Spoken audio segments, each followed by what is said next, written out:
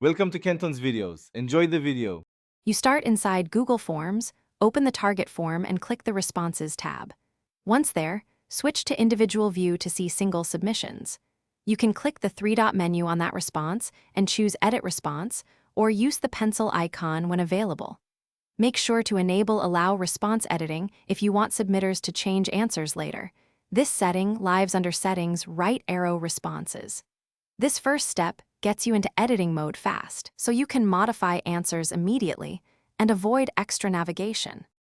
Now you edit the answers. Click into text boxes, pick a different multiple choice option, or adjust checkbox selections.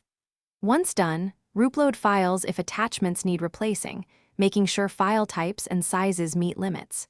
If your form uses sections or conditional jumps, check that edited answers still route users correctly.